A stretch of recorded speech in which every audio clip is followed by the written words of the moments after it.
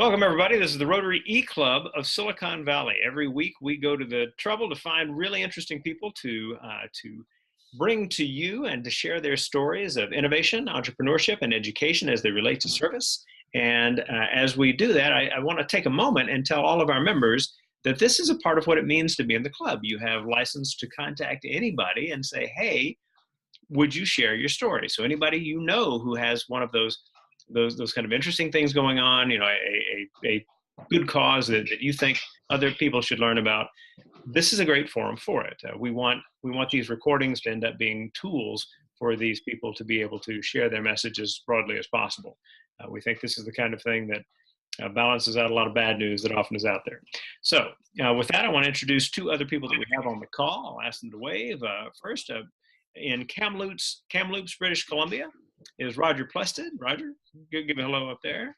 Retired lawyer, and in Las Vegas, although from the Toronto area, Brockville, I believe, is our video guru, Chris Cochran. Give a wave, yeah. All right. So with that, I want to introduce the fourth person in our group, who is our speaker. His name is Dr. Joseph Choi. Dr. Choi is a engineer, an executive, and now retired. And in spending time with his mother, who was facing issues with dementia, happened upon a new approach to working with them in order to mitigate and perhaps even reverse some of the effects that many patients with dementia experience. And so as I learned about it from one of our members, Heather Shaw, I agreed very quickly that this was a story that we just needed to share. So Dr. Choi, it is an honor to have you here, and I hand it over to you for a presentation. Welcome. Wow, thank you, Russell, for a great introduction. I just want to correct one thing. I am not a doctor, although I do have a professional engineer and all that. So I just want to make sure, that's clear. So I speak more as an engineer, getting involved in dementia care just because of my mom's situation. So this indeed will be my topic today, right? A little bit about the basic idea between the Alzheimer, dementia, and also some simple tests. There's a lot of question about the question right now, do I have the disease, right? There's a common question I ran into. So after that, I want to give an introduction to the program, like TheraBaby, how it came about, and then of course our mission. And I want to share the story about my mother, Siu-Ying, and then Connor, right, and myself, how we actually happened to get involved in this particular area called adult therapy. And so share with you some experiences, a lot of sight and sound that we have actually seen. And then share with you where we are now, where we're going to take the concepts. So this is really the presentation itself. So is that okay? Let's go for it. Yeah.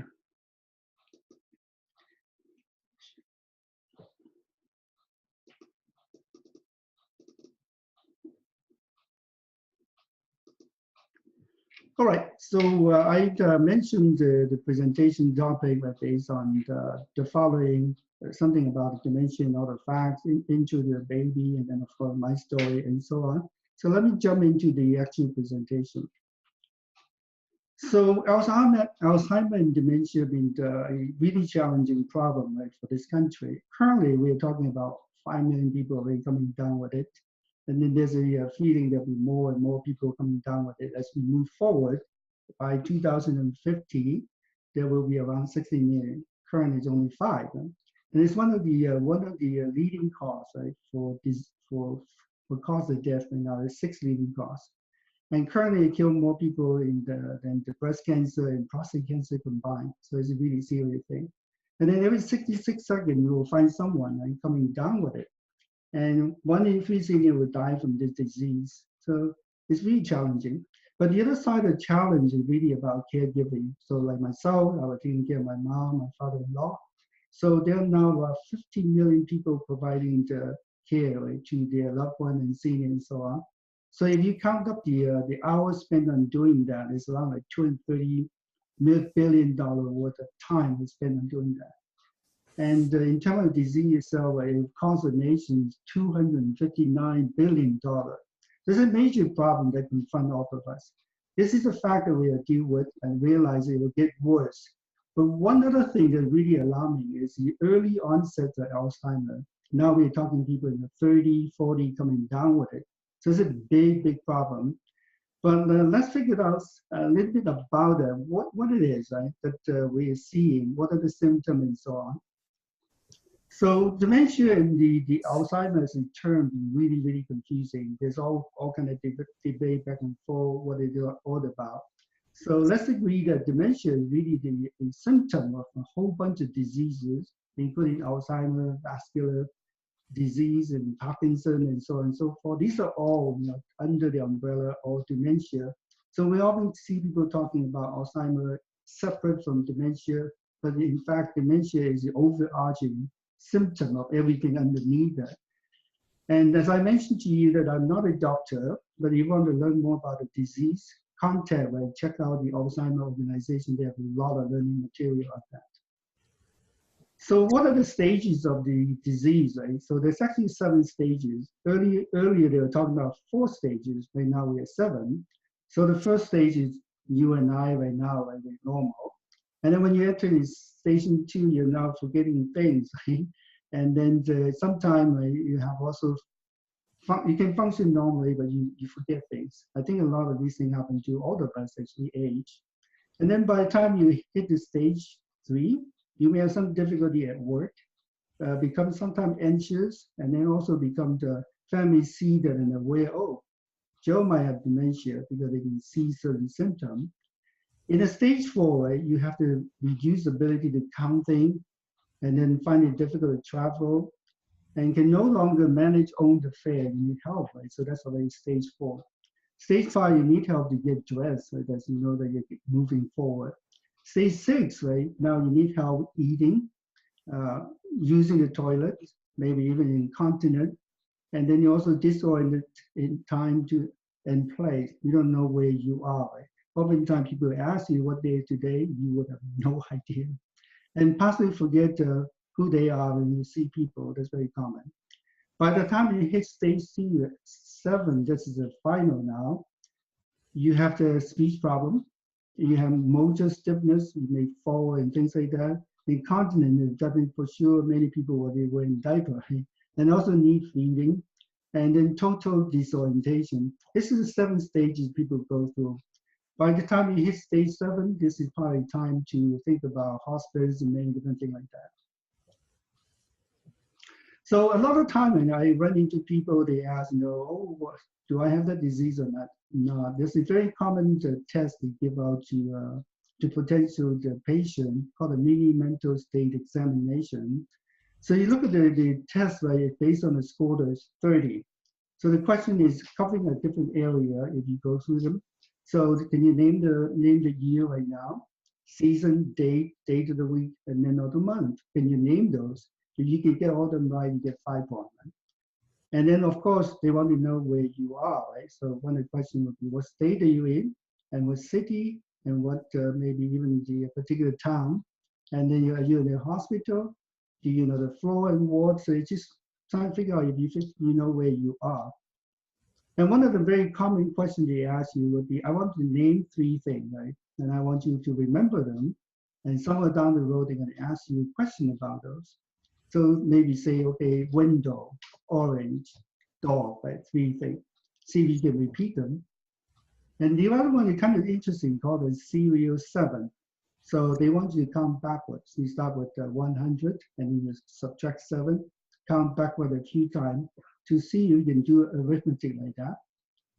And then the other test is kind of interesting is I give you a word, right, and then ask you to spell backward, like the world, right? And you do the spell backward. And then repeat the 3 objects I asked you to remember. So along this exercise, they will pop back and say, okay, tell me about the 3 things that I asked you to remember. See if you can do that. You can name it, of course, you score some points. And then they might point you to maybe a wristwatch and a pen like that and see if you can actually tell what they are. And then the other one is follow some command, right? Take a piece of paper, fold it together, and then put it on your lap. So to see if you can actually take instruction. And then of course there's some other command, like, okay, close your eyes or write a sentence that makes sense. The last one is kind of interesting. Can you actually replicate a design, right? So the symbol over there. Oftentimes they vary by showing you a clock and say, can you show me 3 o'clock or 9 o'clock? So once they finish doing that, they will see what kind of score you have. Maybe you're 24 to 30, you're normal, you got no problem. So I'm sure everyone here is from 24 to 30.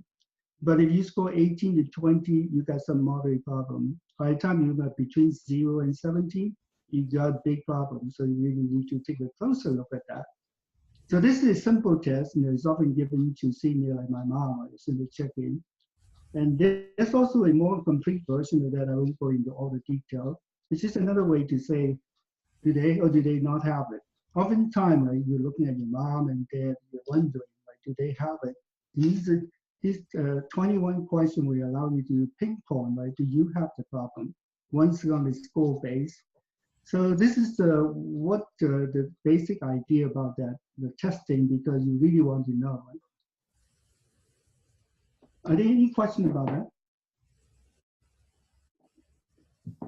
No, not so far. We're doing good. We've got about we're about halfway into it. Oh, okay. So the TheraBaby is founded by me. I'm the president and CEO of the company called J-Way. It's an IT company, and it was formed in 2013. It's really a social good project that I put together based on my mom's experience. The name is Siu-Ying. It's all volunteer because we care. No one is getting paid for it, but we are passionate about it. There's a bunch of focus, right? The first one is really about creating meaningful life experience for our seniors. Because when you have dementia, one of the problems is that life has lost meaning. So I want to make sure focus on that. The other part is design the patient-centric product for senior care. This is just the first one, using door later on. Right? As I retire, I want to do more often.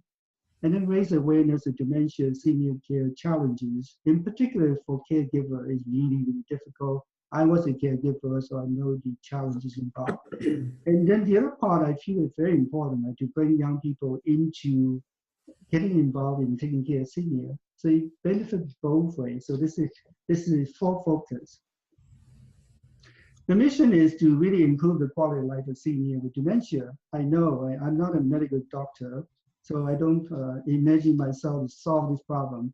But if I could make whatever life remaining for the senior with dementia more enjoyable and more able to relate to people, less challenging, this is really my mission. I think this will be very important in terms of contributing back to the senior with dementia.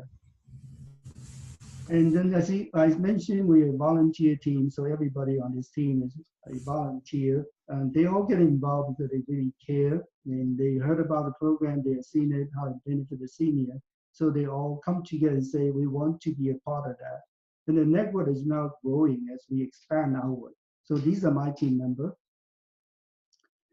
And the door design is really developed at the Golden Heritage Senior Center in San Jose, where my mom was.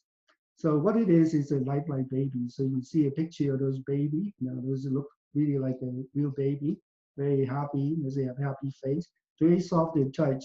It's unisex. If you put a male clothing, boy clothes on it, it's a boy. If you put a girl, it will be a boy. And it's like a real baby, 19 inches tall, and it weighs about 2.3 pounds. We didn't want to make it too heavy, right? It was too heavy, it's hard for the senior to handle. And we also completed test called EN71 test for safety standard. And this baby has been tested in 40 plus senior care center already. And we found out it's a great companion to senior with dementia, to be sure. Outstanding conversation starter because people want to talk to the baby, people want to talk to senior with the baby and so on. For the caregiver, the baby really helped them, right, to control their life and so on, because they need to do paperwork, they need to eat and so on. They turn over the baby to the senior and say, take care of your baby so they can do their thing. But the most important thing, right, bring out the best in all. So I'm going to demonstrate to you why I said that. So here's Siu-Ying, Corner, and myself. So the reason we call the baby Corner, right, is because my mom is always in and out of O'Connor Hospital. So we decided, people ask, what's the name of the baby? We decided to call it Connor, talking to, but mom can never remember that because she already lost her memory. So every time will be a new conversation. So background about my mom, is very happy. You can see my mom is already happy with 4 children. I'm the eldest son. She's only about 5 feet tall, weighing in 93 pounds, even in the very healthy state. She's very sharp, intelligent, and like to learn new things. She's actually want to get on the internet, learn how to browse, how to write email and so on, like at the very late stage. And born in China, lived in Hong Kong, and immigrated to US in 1983. So she was diagnosed with the disease in October 2009 with the early stage of that, but it progressed very fast. And she also had kidney problems by the uh, by April 2011. She also had renal failure.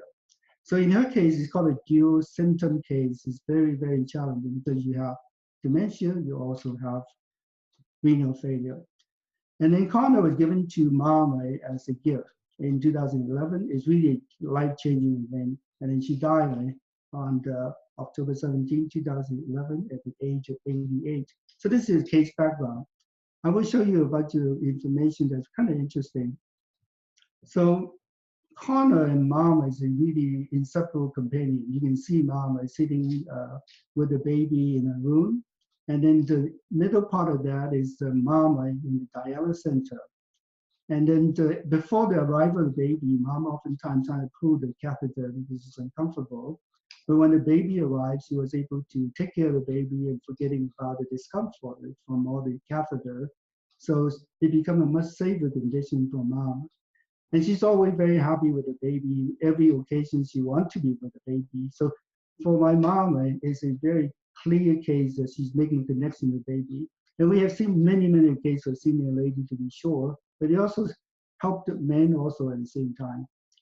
So one of the most interesting things is in the surgery situation is very, very stressful. So here you can see mom all wired up. And it's a case that they're looking to correct the AV fistula blockage. In the middle over here is really the situation that they actually created a fistula to begin with so they can do dialysis. So you can see mom has a cap on, and you can also see the baby has a cap on. You know why? Because when the nurses see mom with the checking in, she put a cap on it, and then the doctor say maybe you should put it in the baby too, right? So they put a cap on it. In addition, they also bring down a gown for the babies. So before they enter the surgery room, the baby also have a gown. Mom has a gown. And then on the right over here, you see the dialysis center. So the baby actually also become the favorite of all the nurses. They want to take pictures. They want to play with the baby. So you can see the stressful situation in surgery now become kind of human. Everybody enjoying themselves, having fun. Of course, sharing with friends is also very important. So mom is always very generous. And the left, you can see the 3 seniors working together, dressing up the baby, doing things to the baby. On the right, is actually very interesting situation.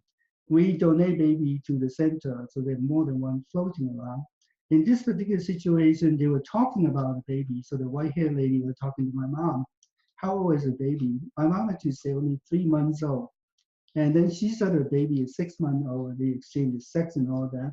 So eventually they say, my baby is older than yours. When they grow older, she can take care of your baby, right? So now suddenly they have a conversation. Normally they don't talk too much in senior with dementia, I can guarantee you that. And then, as you can see, mom is always very happy. In the right, you can see she's in a dim sum, you see the baby, and then she's enjoying the companionship with the friends. On the left, unfortunately, that's really the last picture I took of mom.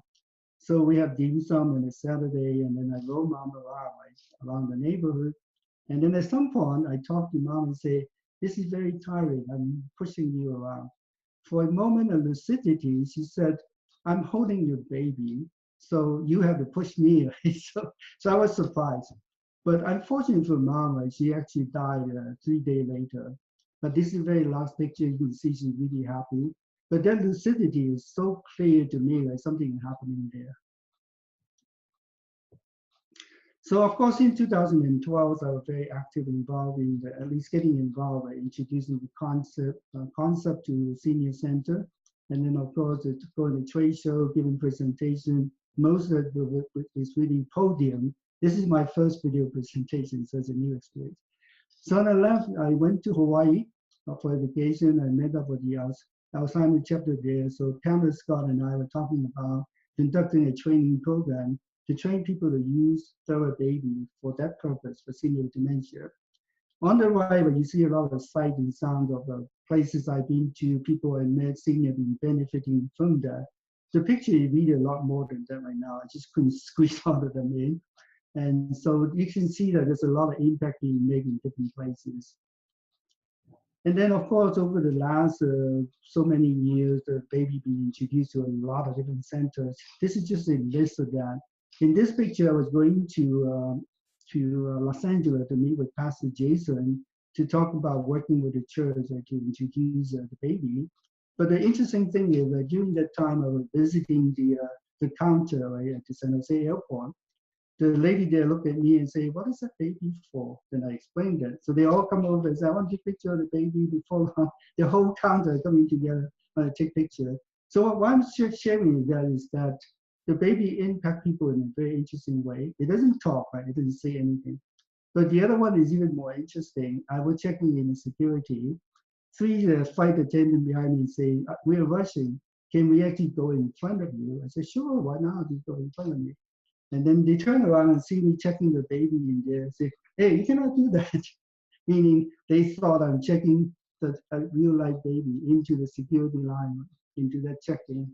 So it's just how real the baby is, that people actually think it's a real baby. And then, of course, mom passed away, and then we put together a book called the TheraBaby, a project of love. Indeed, when I look at the project, it's about love for other seniors with disease like that. Of course, mom is really a driver for that. She inspired me to do something. Otherwise, I would just focus on my IT business instead of that. So let's stay in touch. So if you're interested in staying in touch or you have questions about that, we have both a website called the TheraBabyCare.com. We have Facebook, we have Twitter. And if you want to call me, I actually use my cell phone number. That's how much I care about this particular project. So you can call me, this is my cell phone. You can write to me and so on.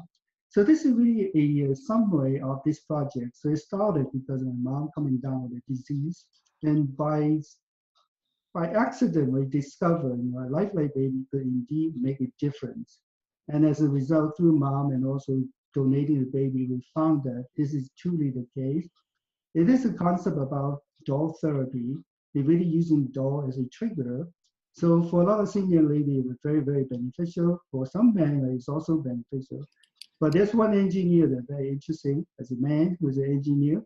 So he saw the baby and he started analyzing for us. Right? Say, the baby looked pretty good. I think it should be done this way and that.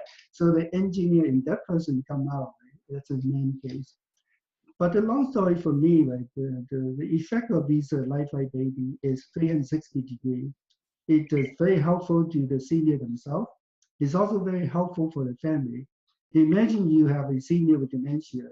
So you run into a senior, your conversation is very limited. "Hey, dad or mom, how are you? Right? Did you eat? Did you sleep well?" And so on. But with TheraBaby, it brings out a lot of the question about, in my mom's case, I asked my mom about me as a child. She shared with me with a lot of wonderful stories that I didn't know about. And one thing leads to another. I learned more about myself through the storytelling. And as I indicate to you, in the medical situation, very stressful, we found that everybody relaxed because of baby. The nurses want to get involved in the dressing of the baby. Doctor want to talk about the baby and just say, "Hey, maybe we should wipe the baby up." And they would say, "Oh, no, but if you do that, you get flat line." So imagine that, right, in a surgical situation. But going beyond that, as in society, when we see senior with a TheraBaby, we automatically walk up to my mom and say, "Hey, what's the baby about?" and so on and so forth. So the impact of the baby is so invasive, right? In the sense it's pervasive. It helps a lot of people, and it's an interesting idea. So I'm not retired yet, but I will be. But my goal is when I do retire, I want to spend a lot of time in this area, inventing product solutions for one reason, to help improve the quality of life with dementia. If I successfully do that, I know I would have done something constructive for whatever life I have left. So thank you very much. All right, that's wonderful, Joe. Thank you so much for the presentation. We still have a few minutes, and I want to make sure people have a chance to ask you some questions. So, Cecilia and Heather, pop on in. To all of our participants. So, Chris, we'll have you ask the first question in just a second. All of our participants, please keep your questions short. We want to give Joe as much time to respond to them as possible. Chris, get us going. Joe, I noticed the different stages of dementia. My question is, TheraBaby, at what stage of dementia is it most effective? I think probably like stage 4 and 5 is a development disease. At that time, life tend to be very difficult. So with the baby, like change the quality of life, interaction, and so on. That's what we have seen. Like later stage tend to be really, really powerful. And we've seen a lot of successful stories even now. Just a couple of days ago, I heard about a similar positive report about someone already near the hospice bed, meaning stage 7. Thank you. Cool. Roger, I think you've got a question ready to go. Yes, I have 3 quick questions. The first question is that, is it as effective with men as it is with women? So, as we all know, women bear a child and take care of baby and children and all that. We noticed that it's more effective with the women. Plus, also in senior center, you have more women than men for some reason. I think men pass away. Right? So most senior center has a lot of women, fewer men. About men would be like 10% or something like that. So because of that correlation, with more population, you see more effects for them, bias toward the women. But we have seen equally beneficial effect on men. We have seen cases like that. But since there are few examples to go by, but we know it's also working. Second question is, how many children did your mother have? My mom has 4. I happen to be the eldest son. I have 3 sisters. And the third question is that what did your mother ever lose the ability to speak? Interestingly, my mom actually never lose ability to speak for some reason. So she always recognized me even to the last day, right? So as I mentioned to you, the lucid comment right in our parting, right? So she mentioned that I'm taking care of your baby, so you should push me. Like she had that sense of humor. But 2 days, actually 2 days later, she passed on, right? So for my mom, the ability to communicate, stay there, although it's not as sharp as before. Your mom is a very smart person, right? Does that answer your question? Yes, thank you. No, the reason I'm asking the questions is that I'm familiar with Dr. B.J. Miller. Yes. I imagine you are familiar with him as well? No, we haven't been connected in the sense of interacting directly. I'm just running the other direction because I'm not a medical doctor, but I do get involved right, in senior care right now through TheraBaby. So I'm running in a different circle, mainly with the senior center, like the dementia center, those organizations. Right. Thank you, Joe, for your presentation. I'll let everybody else ask questions now. Cecilia and Heather, are either of you ready to go with a question? Heather, go ahead.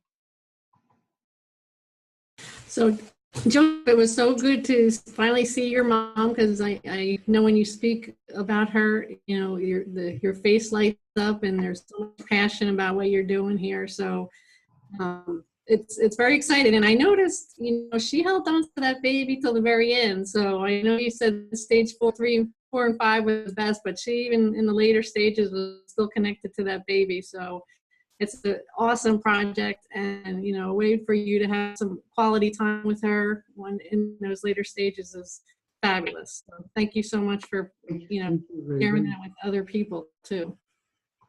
Thank you for a very positive comment.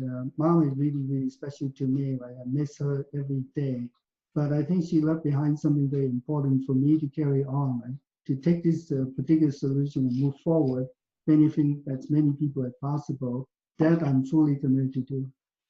Thank you for your introduction to Western and the Rotary Club. What an exciting opportunity.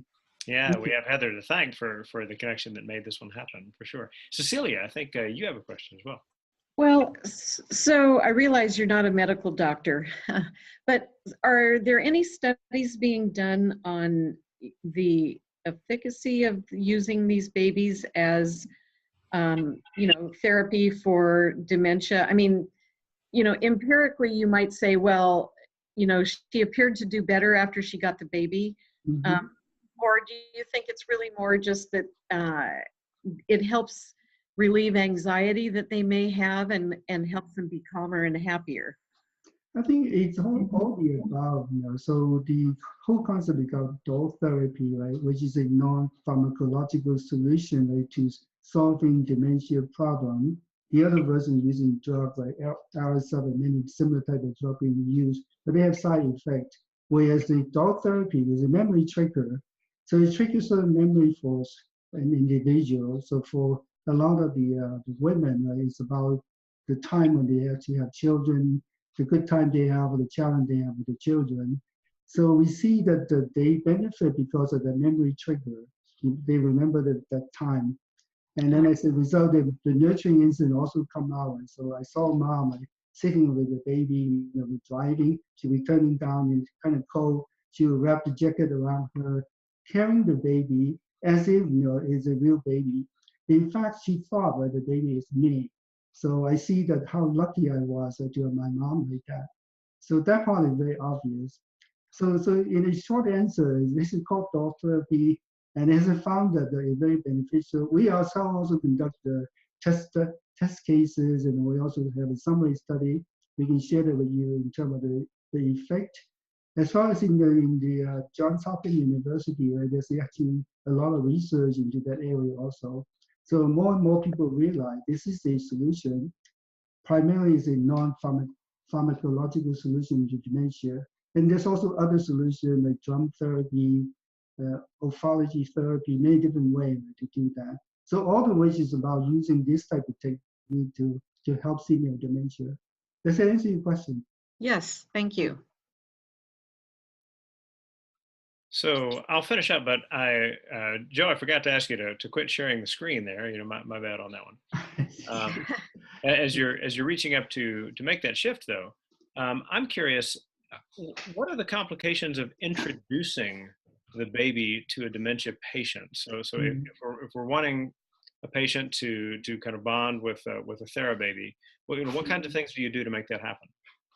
Yeah, that's actually a different way of approaching it. So oftentimes, and theoretically, the best way to do that is gradually introduce a baby. So the dementia patient may be sitting somewhere. You bring the baby around, right, and gently show the baby to a senior. If they show reaction to it, then you know that you're on the right track. But in my own personal experience, I've been delivering baby like that to 40 different centers. So the first thing I noticed, as soon as I walk in the floor with all the dementia patients with a baby, they all reach out, they want a baby. So I don't have to do anything. But theoretically, a lot of studies show that you should gradually introduce the baby by just showing the baby being nearby. And then maybe ask, would you like to take care of the baby? Of course, they all want to do that. And the only concern a lot of people might have would be the overcommitment. Like they like the baby so much, they want to spend time all the time. So that would be one part.